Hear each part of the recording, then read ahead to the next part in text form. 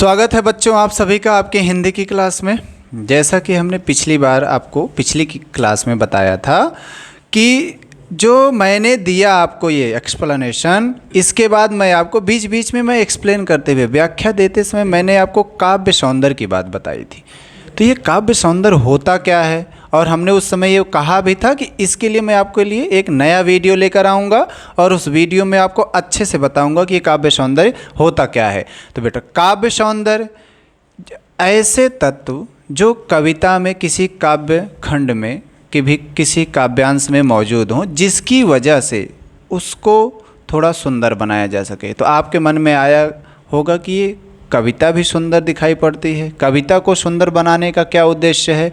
तो किसी भी कवि का जो लिखने का तरीका है, जो कविता लिखता है वो, तो कविता लिखते समय वो किस तरीके से पाठकों का ध्यान आकर्षित कर ले, पढ़ते समय जिस भाव से कविता लिखी गई है वही भाव पढ़ने वाले के मन में आ जाए, इसके लिए काव्य सौंदर्य का ध्यान रखना बहुत ज़रूरी होता है। इसी को ध्यान में रखते हुए हमने आपके लिए यहाँ पर काव्य सौंदर्य का एक छोटा सा विश्लेषण लेकर आए हैं हम, और अब देखते हैं कि काव्य सौंदर्य होता क्या है।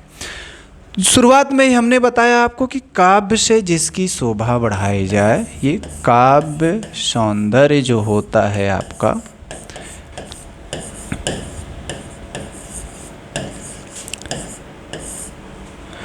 काव्य से आप परिचित ही हैं। किसी भी कविता ऐसी लाइन जिसको गा करके कहा जाए वो काव्य में आएगी, और सौंदर्य का मतलब सुंदरता से है।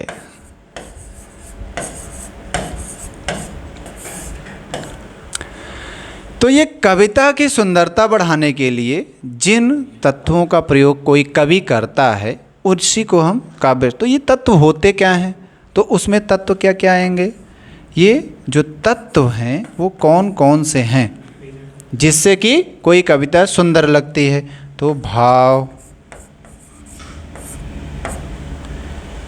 उसका रचना करने का जो तरीका है, जो जिस प्रकार से वो रचना हुई है, उसमें शब्दों का जो प्रयोग हुआ है वे शब्द कैसे हैं, इसके साथ साथ वे जो शब्द हैं उन शब्दों से किस प्रकार से आपके मन में कोई भाव जगता है। तो ये क्या करते हैं, ये रस वाली बात है।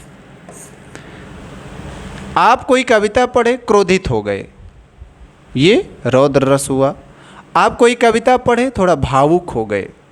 आप कोई कविता की लाइन पढ़े और पढ़ने के बाद आपके अंदर उत्साह आया, ये सभी काव्य सौंदर्य के अंतर्गत ही आएंगे। और इसके साथ साथ जो अलंकार होता है, अलंकारों का भी प्रयोग किया जाता है। तो रस, छंद, अलंकार और वो किस भाव से उसमें क्या भाव समाहित किया गया, ये सब बातें काव्य सौंदर्य में आती हैं। तो आपको थोड़ी सी समस्या हो रही होगी कि ये सब बातें अब हम लिखेंगे कैसे, पता कैसे करेंगे कि किसी काव्य की पंक्ति में कौन सा रस है, कैसे। तो इसके लिए आपको दो तरीके से काव्य सौंदर्य को दो भागों में विभाजित कर देना है, दो भागों में डिवाइड कर देना है। जैसे क्या क्या वो हैं बताते हैं। पहले बताते हैं जो हमने अभी आपको बताया कि काव्य सौंदर्य होता क्या है। तो काव्य सौंदर्य जो है कवितांश में, जो कवितांश है उसमें ऐसा कोई चमत्कार, एक चमत्कार शब्द आया है कि ये चमत्कार होता क्या है, ये देखिए। कवितांश में रस, अलंकार, भाषा, भाव आदि के चमत्कार को काव्य सौंदर्य कहा जाता है। तो ये चमत्कार क्या होता है, चमत्कार का मतलब ये होता है कि ऐसा कोई कार्य, ऐसा कुछ जिससे कि उसकी उम्मीद ना हो लेकिन वो हो जाए। तो कविता में वही होता है कि कविता में जो लिखा गया है उसको जो पढ़ने वाला है वैसा समझ जाए। तो आते हैं इसे, इसमें पद सौंदर्य, पद लालित्य और पद सौष्ठव, ये भी कहते हैं किसको, काव्य सौंदर्य को ही। काव्य सौंदर्य का अर्थ है, काव्य का सौंदर्य अर्थात वह आकर्षण, माधुर्य, माधुर्य का मतलब मधुरता से है, मधुरता का गुण, जो मधुरता का गुण है वो है। लय, लय का मतलब एक ही तरीके से, वो उसमें कहीं अगर ज़रूरत पड़ रही है तो कहीं पर भाव ऐसा निकल रहा है जहाँ पर क्रोध की बात है, कहीं पर तुकांत शब्द आते हैं, ये सब लय में आएगा। रस, रस यही कि किसी को पढ़ने के बाद कैसी अनुभूति हो रही है, कोई कविता की लाइन, भावनात्मक प्रभाव, ऐसा प्रभाव जिससे कि उसके हृदय को छू जाए, वो भावनात्मक प्रभाव जो किसी काव्य की या कविता साहित्यिक रचना को सरस, मधुर और हृदयग्राही। हृदयग्राही का मतलब जो हृदय में उतर जाए, जो कि हृदय में उतर जाए, वो क्या होगा? हृदयग्राही होगा।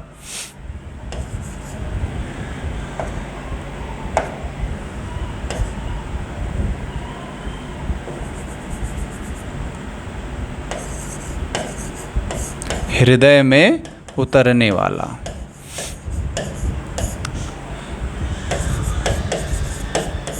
ठीक।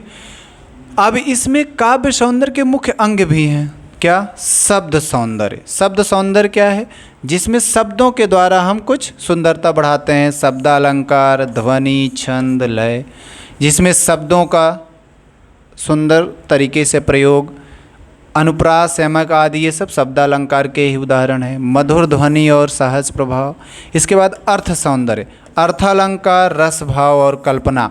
अर्थालंकार में हम उनकी तुलना करते हैं, उनका जो अर्थ है वो दूसरे तरीके से लेकर आएगा। ठीक। इसके बाद रसों का जो चित्रण है वो श्रृंगार, करुण, वीर, हास्य। श्रृंगार, करुण और वीर, जिससे कि वीरता का भाव दिखे। हास्य में हंसने का भाव रहेगा, करुणा में थोड़ा सा दया की भाव आएगी और श्रृंगार में सुंदरता दिखाए। नवीन और कोमल कल्पनाएं, गहन भावाभिव्यक्ति। इसके बाद रस सौंदर्य आएगा। अब देखेंगे रस सौंदर्य में काव्य का चरम सौंदर्य रसोत्पत्ति में ही निहित है। आचार्य एक मम्मट हैं कि उनके अनुसार, विद्वान हैं, उनके अनुसार रसात्मक वाक्यम काव्यम, अर्थात जिस वाक्य में रस प्रकट होता है वही काव्य है, बिना रस के कोई काव्य होता ही नहीं है। अब इसके बाद अलंकार सौंदर्य, ऊपर ही बताया हमने। ध्वनि और व्यंजन, उनकी ध्वनियाँ। काव्य में प्रत्यक्ष अर्थ से परे गूढ़ अर्थ की व्यंजना, ऐसे शब्द जो नए नए अर्थ लेकर के आते हैं। और इसके बाद आचार्य आनंदवर्धन ने कहा है कि ध्वनि ही काव्य की आत्मा है। आनंदवर्धन जी हमारे व्याकरण के विद्वान हैं, उनका भी, जिन्होंने ध्वनि थ्योरी दी थी, वो ध्वनि को कहते हैं कि वही काव्य की आत्मा है। अब आपको थोड़ा सा फिर से कन्फ्यूजन हो गया, इतनी सारी बातें हम क्या करेंगे जानकर। तो आपको इन्हीं सारी बातों के लिए जो आप परेशान हो रहे हैं, तो मैं आपके लिए एक छोटा सा और आगे इससे इसका भी छोटा रूप लेकर आपके सामने रखता हूँ कि और कैसे इजी में। तो आपको करना क्या है, काव्य सौंदर्य किसी भी कविता का बताते समय जो कि आपके एग्ज़ाम में पूछा जाता है, तो दो बताना रहेगा, भाव सौंदर्य और शिल्प सौंदर्य। ये भाव सौंदर्य और शिल्प सौंदर्य में वे सब बातें आ जाएंगी। भाव सौंदर्य में हम बताएंगे किस भाव को ध्यान में रखकर कैसा भाव उस कविता से पता चल रहा है, तो ये भाव सौंदर्य में आ जाएगा। शिल्प सौंदर्य में हम बताएंगे कैसे उसकी रचना की गई है, जो आपको काव्यांश प्रस्तुत है आपके सामने, उसकी रचना किस प्रकार हुई है, जो कवि अभिव्यक्त करने के लिए शब्दों का प्रयोग कर रहा है, उन शब्दों का जो प्रयोग है वो कैसे, उनका अर्थ की दृष्टि से और उनका प्रयोग के आधार पर भेद क्या है, वे तत्सम, तद्भव और क्षेत्रीय भाषा के, या फिर आप देखेंगे रस छंद आया हुआ है, तो ये सारी बातें आप बताएंगे। अलंकार बहुत ज़्यादा, ये अलंकार आता है, अलंकार का प्रयोग, ये सब आपके शिल्प सौंदर्य में आएंगे। और इसके साथ साथ उस काव्य का जो खंड आपके सामने प्रस्तुत है, उसकी जो भाषा है, उसकी भाषा कैसी है, उसको भी हम शिल्प सौंदर्य में ही बताते हैं। देखते हैं क्या है। मैंने बताया आपको कि काव्य सौंदर्य में आपको दो बातें, बहुत ज़्यादा नहीं, केवल 2 बातें आप बताइए, और ये आपके परीक्षा के दृष्टि से आपके लिए महत्वपूर्ण भी साबित होगा। यही 2 बातें आप बताएंगे, जो परीक्षक होगा, एग्जामिनर होगा, वो देख करके आपकी कॉपी को पता चल जाएगा उसको कि आपने जो बातें लिखी हैं वह कितनी सही हैं। तो आप सबसे पहले भाव सौंदर्य और शिल्प सौंदर्य। भाव सौंदर्य को हम समझते हैं होता क्या है, यह काव्य की आत्मा है, इसका संबंध काव्य के अंतःसार से है। भाव सौंदर्य का तात्पर्य है कवि की भावनाएं, अनुभूतियां, रस, कल्पना और संवेदनशीलता। कोई कवि किस प्रकार, किस भाव को ध्यान में रख करके किसी कविता की लाइन को लिखा है, उसका हम इसमें जिक्र करते हैं। इसमें यह देखा जाता है कि कविता में कौन से भाव प्रकट हो रहे हैं और कितनी गहराई से हृदय को स्पर्श करते हैं। इन बातों का जिक्र हम करते हैं। इनकी विशेषताएं क्या होती हैं? कोमल एवं उच्च भावनाएं, रसोत्पत्ति मतलब श्रृंगार, करुण, विष, शांत आदि रस, मौलिकता और हृदय स्पर्शी संवेदना, किस प्रकार से ये हमारे हृदय को छू जा रहे हैं। कोई बात अगर कोई कविता लिखी गई है, कैसे हमारे दिल में वो उतर जाती है, कितना ज़्यादा हम उससे जुड़ जाते हैं, ये भाव सौंदर्य में आएगा। इसके बाद उदाहरण एक आपके सामने है कि जयशंकर प्रसाद की एक पंक्ति है, अरुण यह मधुमय देश हमारा। इसका यहाँ पर कवि का देश प्रेम और उत्साह भाव सौंदर्य को प्रकट करता है। ऐसे ही आपको जो भी आपके सामने कविता की लाइनें मिलेंगी, उनमें भाव सौंदर्य में देखना होगा आपको कि कौन सा भाव निकल करके सामने आ रहा है। अब आपको मैं शिल्प सौंदर्य बताता हूँ। भाव सौंदर्य मुझे उम्मीद है आपको समझ में आ गया होगा। फिर चलते हैं शिल्प सौंदर्य पर। जो शिल्प सौंदर्य है आपका, शिल्प सौंदर्य, शिल्प से मतलब होता है रचना से, कैसे किसी की रचना हुई है, रचना होने से है। कोई किसी कवि जो है वो कैसे किसी लाइन को बनाया हुआ है। यह काव्य का बाह्य रूप है, ये बाहरी रूप से दिखाई देता है कैसे वो लिखा गया है। इसका संबंध अभिव्यक्ति और प्रस्तुति की कलात्मकता से है। मतलब ये आप किसी बात को अभिव्यक्त करते समय किन शब्दों का कैसे उनका संयोजन करके उनको समायोजित करके कैसे आपने उसको लिखा है, ये अभिव्यक्ति में। और प्रस्तुति करने का तरीका, कहाँ पर किन शब्दों का प्रयोग करना है, इसका भी ध्यान रखना होता है। ये सब शिल्प सौंदर्य में आएगा। और शिल्प सौंदर्य का आशय है कि भाषा की मधुरता, छंद, लय, अलंकार, ये सब आपको पहले से ही बता चुका हूँ। आते हैं इस पे, इसकी विशेषताएं क्या हैं? सरल, सुगम और मधुर भाषा। ये आपको लग रहा होगा ये यही बातें आपको बतानी। देखिए शिल्प सौंदर्य में आपको और हम बताएं, किसी भी कविता की लाइन अगर आपके सामने लिखी हुई है वो, और उसका आपको शिल्प सौंदर्य बताना है, तो सबसे कॉमन सी बात है, सभी की ये बातें होती हैं। आपको समझ में आ रही हैं कि नहीं आ रही, इसका ध्यान नहीं रखना है। नहीं समझ में आ रही हैं तब भी आप कहेंगे कि सरल है। अगर वो उनमें ऐसे शब्दों का प्रयोग हुआ है जो कि आपको नहीं समझ में आते हैं, तब भी आप कहिए, थोड़ी सी उसकी विशेषता बताइए कि ये जो शब्द प्रयोग हुए हैं, ये जो काव्य की पंक्तियां हैं, इनकी भाषा सरल और आसानी से समझने योग्य हैं। ये एक कॉमन पॉइंट हर शिल्प सौंदर्य के लिए आप लिख सकते हैं, कैसे भी लाइन हो। और इसके बाद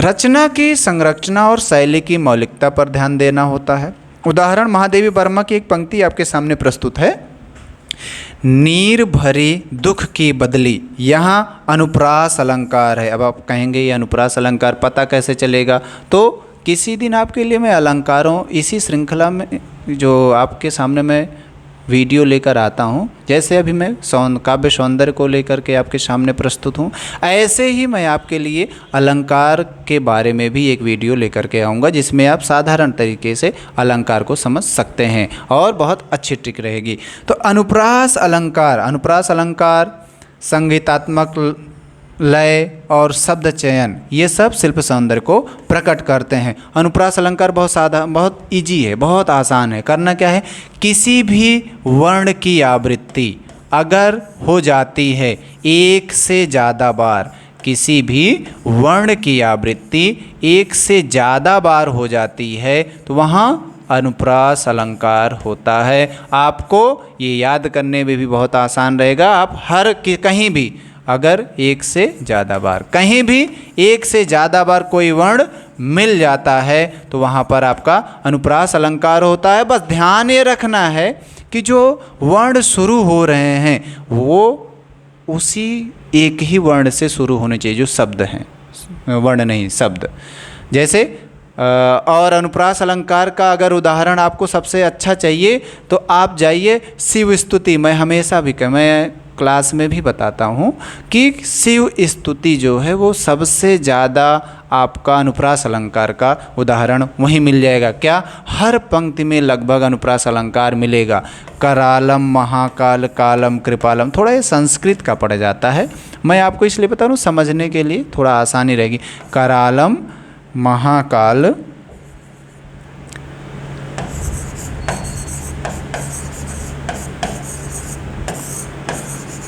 कालम, कृपालम।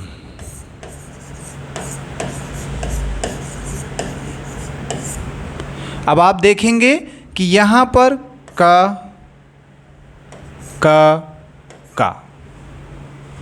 3 बार आ गया। एक से ज़्यादा हुआ वर्ण, मतलब ये एक से ज़्यादा हुआ नहीं कि तुरंत अनुप्रास अलंकार आ जाएगा। तो आपको अनुप्रास अलंकार पहचानना बहुत आसान है, ढूंढते रहिए और ये शिल्प सौंदर्य में आपको आसानी से मिल जाएगा। संक्षेप में अगर हम कहना चाहें कि भाव सौंदर्य और शिल्प सौंदर्य होता क्या है, तो काव्य का हृदय, अंतरंग भावनाएं, संवेदना बताने वाला जो है वो भाव सौंदर्य।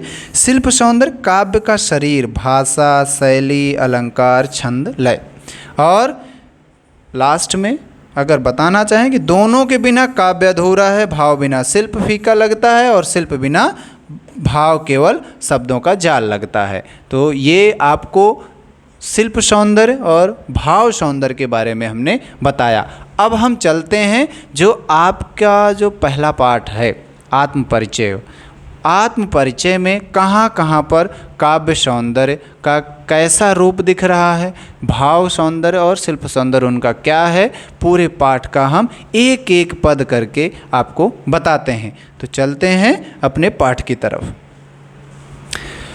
शुरुआत से ये आत्मपरिचय की लाइनें हैं। यहाँ आत्मपरिचय जो आपके पहले पाठ में इसका है आत्मपरिचय, हरिवंश राय बच्चन जी का।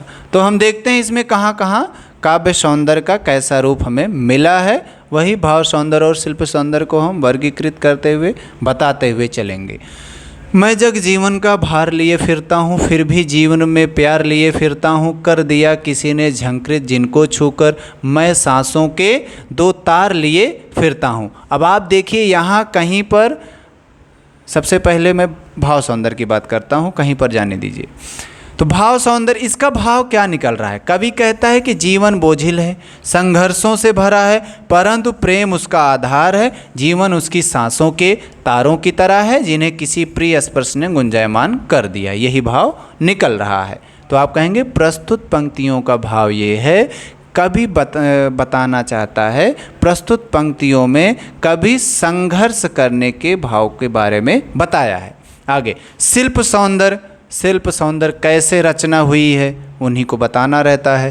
तो सांसों के 2 तार जीवन को वीणा के तारों जैसा बताया। यहाँ पर तुलना की गई है, तो यहाँ रूपक अलंकार होगा। शिल्प सौंदर्य में हम अलंकार, भाषा की शैली और किन शब्दों का प्रयोग हुआ है यही बताते हैं। तो शिल्प सौंदर्य में विरोधाभास है, भार और प्यार में विरोधाभास है। क्या विरोधाभास है? अब विरोधाभास का मतलब क्या होता है? जब एक दूसरे के विरोध की बातें करें। एक तो प्यार की बातें कर रहा है, दूसरा भार भी बता रहा है। जो प्यार होता है वो भार लगता ही नहीं है, लेकिन यहाँ पर विरोधाभास इसीलिए हम कहेंगे क्योंकि जो भार है वो प्यार के ठीक अपोजिट में है। अनुप्रास अलंकार, फिरता हूँ का पुनर्वर्तन लय देता है। इसके बाद ये अनुप्रास अलंकार है कहाँ? ये थोड़ा सा यहाँ पर मुझे लगता है ये टाइपिंग करने में मिसप्रिंट है बेटा। ये अनुप्रास अलंकार, क्योंकि हमने इसके पहले अभी थोड़ी देर पहले ही बताया कि जहाँ पर वर्णों की आवृत्ति होती है, तो वर्ण की आवृत्ति कहाँ हुई है? जग जीवन, यहाँ पर वर्ण की आवृत्ति हुई है। तो आराम से आप यहाँ कह सकते हैं क्या, यहाँ पर जग जीवन में अनुप्रास अलंकार दिखाई पड़ता है। इसके बाद अगर हम एक लाइन में बताएं तो जीवन दर्शन और प्रेम भावना का अद्भुत संगम है। इसके बाद हम चलते हैं, ये तो आपका पहला पद था, चलते हैं दूसरे पद की तरफ।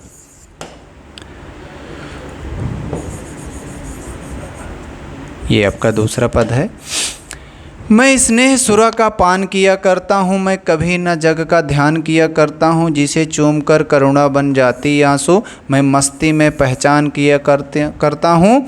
इसका भाव सौंदर्य क्या है? कवि जीवन की कठिनाइयों से ऊपर उठकर स्नेह को अपना जीवन रस मानता है, दुख भी उसके लिए करुणा और मस्ती का साधन बन जाता है। एक लाइन में बताएंगे, प्रस्तुत पंक्तियों में हमेशा स्नेह को ही बढ़ावा देने की बात की गई है, क्योंकि यहाँ देखिए हर जगह।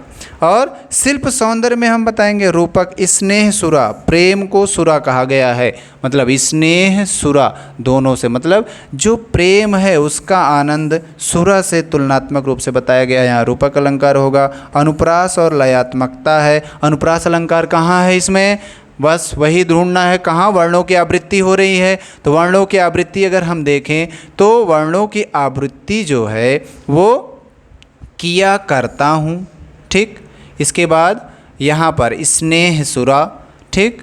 यहाँ वर्णों की आवृत्ति है तो हम बताएंगे, जहाँ वर्णों की आवृत्ति रहेगी वहाँ अनुप्रास अलंकार होगा। देखिए सहज भाषा और गहन भाव शिल्प सौंदर्य में बताएंगे। थोड़ा सा मैं आपको सहज और सरल के बारे में बताऊँगा। ये जो भाषा होती है, सभी की भाषा को हम सहज नहीं कह सकते हैं, ठीक, लेकिन सभी की भाषा को हम सरल कह सकते हैं। ये इसलिए क्योंकि ये कहना आसान है। सहज का मतलब ये होता है कि जो भाषा है वो स्वाभाविक है कि नहीं, जो स्वाभाविक गुण होता है वो सहज होता है, मतलब अपने आप हो जाए, ठीक, वहाँ सहजता की बात आएगी। लेकिन हर भाषा, सभी की जितने भी शिल्प सौंदर्य आपको लिखने हैं, सभी में आपने सरल और सहज लिख दिया नहीं, सभी में सरल लिखिए। सभी की भाषा सरल है। सहज उन्हीं को लिखिए जो कि कुछ हम जैसे जिन कविता की लाइनों को पढ़ने के बाद ये लगे कि हाँ हमारे साथ भी ऐसा होता है, वहाँ पर आप भाषा सरल और सहज दोनों करेंगे। तो ये क्या है? ये जो आपके ये आत्म परिचय है हरिवंश राय जी का, इसको पढ़ने के बाद लगता है कि ये हमारे साथ भी होता है, तो यहाँ पर हम सहजता की बात कर सकते हैं। चलते हैं, अगला पद जो है उसका काव्य सौंदर्य हम देखते हैं। तीसरा जो आपका है, मैं अपने मन का गान किया करता हूँ, मैं जगती की उपेक्षा किया करता हूँ। जगती नहीं, ये यहाँ थोड़ा सा गलत आ गया है। मैं जगत की उपेक्षा किया करता हूँ, मैं रोया इसको तुम कहते हो गाना, मैं फूट पड़ा तुम कहते छंद बनाना। तो आप कहेंगे यहाँ भाव सौंदर्य क्या है? कवि कहता है कि वह अपने हृदय की आवाज़ गाता है, संसार की उपेक्षा करता है, उसका रोना भी लोगों को गीत लगता है और उसकी पीड़ा को लोग छंद कहते हैं, या उसकी अंतरात्मा की सच्चाई है। तो एक लाइन में आपको अगर बताना हो तो आप कहेंगे कि इसमें अंतरात्मा की पीड़ा को बताने का प्रयास किया गया है, अंतरात्मा की पीड़ा का भाव दिख रहा है। इसके बाद यहाँ शिल्प सौंदर्य, विरोधाभास, रोना और फूटना, ये विरोधाभास किया गया है। रोना को गाने से और फूटना को छंद बनाना कहा गया है। दोनों अलग मतलब अपोजिट बातें हैं। रोने का मतलब दुखी होता है, कोई गाता है जब तो वो दुखी नहीं रहता है, ठीक। तो यहाँ पर ये रोना और गाना विरोधाभास है। व्यंग्यात्मक लहजा हुआ है वही कि मैं कहता हूँ, जब मैं अपने मन की बातें कहता हूँ तो आपको लगता है कि मैं गाना गा रहा हूँ, जबकि ऐसा बिल्कुल नहीं है। आत्मव्यक्ति की तीव्रता, जो आत्मव्यक्ति है उसकी तीव्रता दिख रही है। इसके बाद इसका जब हम एक लाइन में बताना चाहेंगे कि व्यक्तिगत पीड़ा को भी समाज कला समझ लेता है, यही कलाकार की नियति है। मतलब ये कि ये इसका जो पूरा सौंदर्य ये है कि व्यक्तिगत पीड़ा, वो दुखी है और लोगों को लगता है कि वो कला दिखा रहा है। इसके बाद कला दिखाने का मतलब वो गा रहा है। और इसमें अगर आप हम कहेंगे, क्योंकि हमने बताया आपको कि भाषा शैली सबके बतानी ही है, तो ये एक आपका कॉमन पॉइंट होता है, तो आप कहेंगे कि इसकी भाषा सरल है। और इसके बाद देखिए एक और आता है, इसमें तद्भव शब्दों का प्रयोग किया गया है। ये आपका शिल्प सौंदर्य में आ जाएगा। अब चलते हैं अगले पर, जो आपका चौथा पद है, मैं पीड़ा का रसपान किया करता हूँ, मैं हंसकर उसका गान किया करता हूँ, मेरे दुख को तुम कहते हो सरगम, मैं आंसू का गान किया करता हूँ। इसका जो भाव सौंदर्य होगा, वो कभी अपने दुख को पीकर भी हंसता है, गीत बनाता है, वह दूसरों के लिए उसका दुख सुर और संगीत है, उसके आंसू उसकी गरिमा है। तो यहाँ पर आपको ये बताना है कि प्रस्तुत पंक्तियों में सभी जो कवि है वह अपनी पीड़ा को छुपाने का प्रयास कर रहा है और उसके लिए दूसरों को बता रहा है, जो संसार है उसकी पीड़ा को समझने का प्रयास नहीं करता है। शिल्प सौंदर्य रूपक पीड़ा का रसपान, विरोधाभास दुख और हंसी की बात है, अनुप्रास और लय है। तो अनुप्रास अलंकार इसमें ढूंढेंगे, अनुप्रास अलंकार कहाँ पर है? अनुप्रास अलंकार की तरफ चलते हैं तो ये किया करता हूँ और इसके साथ साथ यहाँ भी आया है। तो जहाँ पर वर्णों की आवृत्ति रहेगी वहाँ पर अनुप्रास अलंकार आसानी से कह सकते हैं। ये पूरी लाइन अगर हम यहाँ लिखते हैं, मेरे आंसू को मान किया करता हूँ, तो यहाँ पर ये अनुप्रास अलंकार होगा। अगर एक लाइन में कहें समग्र सौंदर्य, तो कवि का गहन जीवन दर्शन और आत्मगौरव। चलते हैं अगले वाले पद पर, आते हैं लास्ट वाले पे। मैं व्यथा वियोगों का हार लिए फिरता हूँ, मैं सुख दुख का व्यापार लिए फिरता हूँ, मेरा परिचय है या यही परिचय, मैं मानव हूँ स्वीकार लिए फिरता हूँ। थोड़ा सा डिफरेंस लग रहा होगा ये आपको। तो यहाँ पर आप देखेंगे कि भाव सौंदर्य क्या है और शिल्प सौंदर्य, क्योंकि हो सकता है कि आपकी कुछ जो वर्डिंग है वो बदली बदली लग रही हो। तो जो आपकी वर्डिंग बदली बदली लग रही है उसके लिए परेशान नहीं होंगे। ध्यान रखना यही है कि हमें भाव सौंदर्य पता करना है कि भाव सौंदर्य कहाँ है यहाँ पर और शिल्प सौंदर्य इसमें क्या है। तो ये ज़रूरी नहीं, जैसे हो सकता है आपके सामने यही ना दिया जाए, इसके स्थान पर आपको दूसरा भी दिया जा सकता है। तो जो दूसरा दिया जाए उसको भी आप इसी तरीके से पता कर सकें, इसका विशेष ध्यान रखना है। तो यहाँ पर जो भाव सौंदर्य है वो है कवि अपने जीवन, जो अपने जीवन के सुख दुख हैं उनका जो मेल है, जो सुख दुख का मेल है उसके बारे में बता रहा है। और बता रहा है सच्चे परिचय यही कि वो मानव है, अपने मानव होने का सबूत दे रहा है। और इसके साथ शुरू से ही हमने जो आपको व्याख्या बताया था उसमें भी हमने बताया था कि जो कवि है वो इसमें ये ध्यान रख रहा है कि हमको संसार के जो गतिविधियाँ उसमें लिप्त नहीं होना है, खुद को दीवानों की तरह अलग करके रखना है, तो उसका भी ध्यान रखेंगे। और शिल्प सौंदर्य में पुनरावृत्ति का मतलब जो बार बार आता है, क्या? यही परिचय जोर देकर आत्मस्वीकार किया गया है, ये मेरा परिचय है, यही परिचय। और अलंकार विरोधाभास सुख और दुख रूपक। और इसके बाद इसका जो एक कॉमन सा हम बता सकते हैं कि एक अगला पॉइंट ये होगा जो कॉमन सा, कि भाषा आसानी से समझने योग्य है, भाषा सरल और आसानी से समझने योग्य है।